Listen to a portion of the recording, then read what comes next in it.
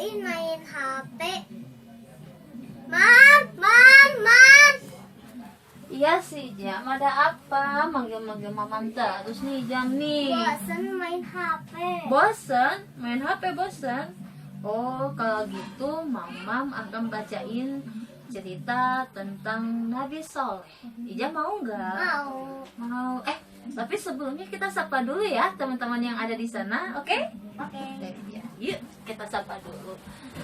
Oke, hai. Assalamualaikum warahmatullahi wabarakatuh. Nah, perkenalkan nama saya Yuli, saya Mamam Nizam, dan ini anak saya namanya adalah. Oke, karena Nizam bete ketika belajar di rumah, jadi Mamam Nizam mau ceritakan tentang Nabi Saleh. Oke, sudah siap? Sudah. Mamam yang mau siap. Kenapa? Karena bukunya masih di sini ya. Nah, Nabi Soleh alaihi salam. Teman-teman siap untuk menyimak ya cerita tentang Nabi Soleh. Jadi Nabi Soleh itu adalah Nabi utusan Allah untuk menuntun kaum Nabi Samud. Kaum Samud berasal dari suku Aribah yang berasal dari kaum Ad. Diutusnya Nabi Soleh adalah karena kekufuran dan kemusyrikan kaum Samud. Musyrik boleh nggak sih? Nggak boleh, menduakan Allah itu nggak boleh ya. Nah, berawal dari azab Allah kepada kaum Ad menghancurkan negeri mereka sehingga menjadi tandus. Kemudian negeri itu dihuni kembali oleh kaum Samud hingga akhirnya menjadi subur. Tahu nggak subur itu seperti apa? Gak tahu. Nggak tahu. Jadi subur itu banyak kekayaannya, berlimpah. Dan kembali kenikmatan Allah dianugerahkan kepada mereka dengan kesuburan dan kekayaan yang melimpah ruah. Sehingga kaum Ad mereka lupa diri. Dan mereka kemudian kembali sejalan yang sesat dengan menyembah berhala. Apa sih berhala itu? Nizam tahu? Tahu. Apa sih? Patung. Patung. Boleh nggak sih kalau kita menyembah patung? Tidak boleh. Boleh. Mau lanjut lagi ya? Nah, oke, yuk simak lagi ya teman-teman.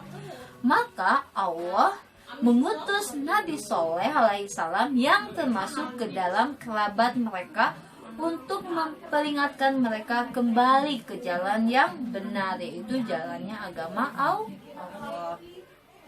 Ternyata Jam, dakwah Nabi Soleh ditolak oleh kaum apa? Samud.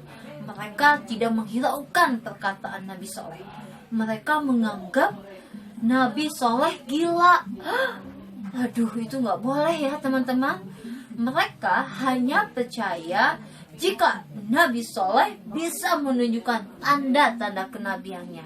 Ya, tanda-tanda kenabiannya. Mereka dan akhirnya Nabi Soleh memohon kepada Allah untuk diberikan mukjizat. Saat itu pula Allah memerintahkan Nabi Soleh untuk memukulkan tangannya ke atas permukaan batu seperti ini. Yang ada di depannya. Setelah itu batunya pecah dan muncullah unta betina. Lalu dia melahirkannya. Kaum Samud keheranan melihat unta itu. Wah, loh kok kenapa itu bisa terjadi? Aneh ya, kata mereka seperti itu, keheranan. Terlebih lagi unta itu mengeluarkan susu yang banyak. Dan lebih anehnya lagi, keluar terus walaupun banyak orang yang memerahnya. Artinya, ketika banyak orang yang memerah susu unta, bukannya habis, melainkan semakin banyak.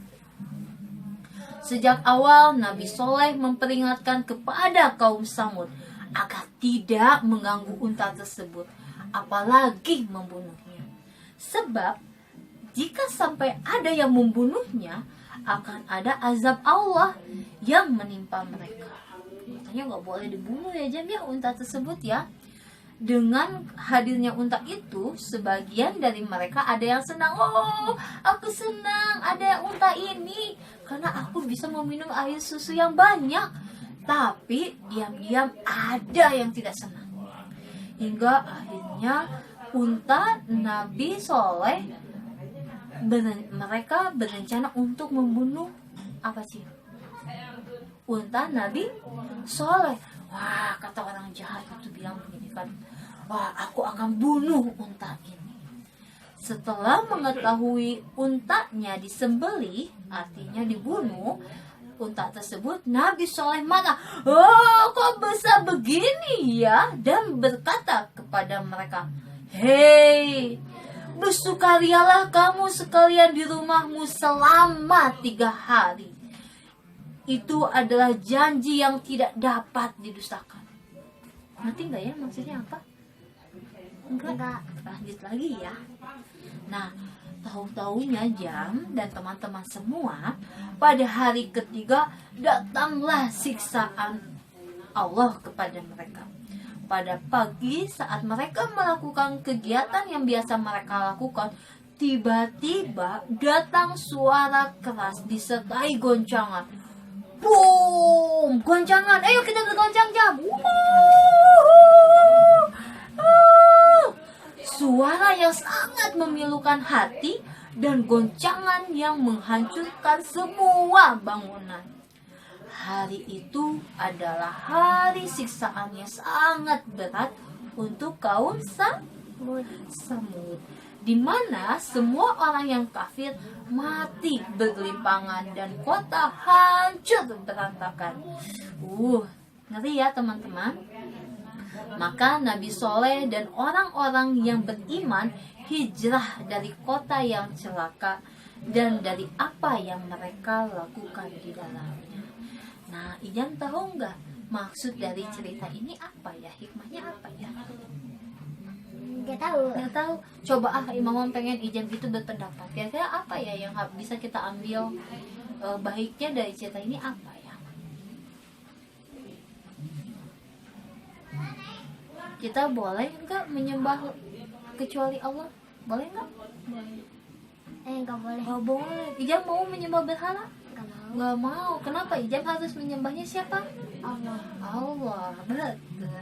Dalam cerita ini ada apa ya namanya amanat di dalamnya, yaitu dosa dan perbuatan mungkar. Artinya itu mungkar itu ada melakukan sesuatu yang kurang baik, mengingkari adanya Allah, yang dilakukan oleh sekelompok kecil warga masyarakat dapat berakibat negatif yang bisa membinasakan masyarakat itu seluruhnya. Jadi misalnya Ijam melakukan nauzubillah min dzalik ya. Misalnya kalau Ijam melakukan sebuah kesalahan, pasti ada orang yang akan merasa dirugikan. Makanya sebaik-baiknya orang adalah anak. Sebaik-baiknya anak adalah anak yang memberikan manfaat kepada orang lain. Contohnya apa? Memberi makanan. Bersedekah boleh? Boleh.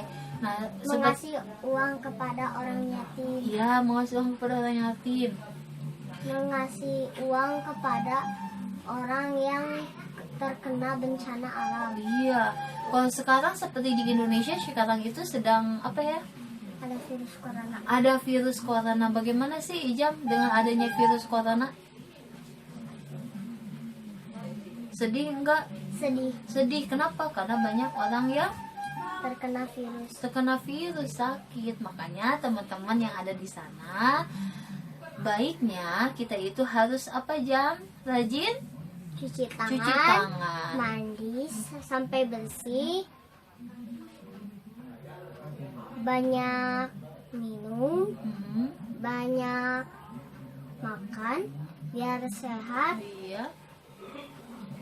Kalau keluar kemana-mana jangan dulu. Kalau kerja nggak apa-apa, Tapi harus pakai apa? masker. Masker. Dan tidak Bisa kalian buat juga masker. Oh gitu. Dan yang paling utama kita harus berdoa kepada siapa? Allah. Ya Allah, mudah-mudahan virus corona ini cepat cepat berlalu agar apa? Kita bisa ibadah tenang. Kayak sekarang kan kita nggak bisa sholat Jumat di masjid, ya. Ya, walaupun ada papa pergi, tapi Ijam nggak bisa pergi. Kenapa? Karena khawatir gitu. Kemudian bentar lagi kita akan masuk ke bulan Ramadan. Sedih loh teman-teman kalau seandainya pada saat bulan Ramadan kita nggak bisa ke masjid untuk melaksanakan sholat tarawih. Itu sedih banget. Jadi teman-teman yang ada di sana, just stay at home, tetap diam di rumah, ikuti aturan ayah dan ibu. Jangan lupa cuci tangan tadi yang sudah disampaikan. Sehat-sehat buat kita semua, oke? Nah, oke, Nizam. Inilah cerita tentang Nabi Soleh. Mudah-mudahan kita bisa menjadi orang yang lebih taat kepada Allah, ya.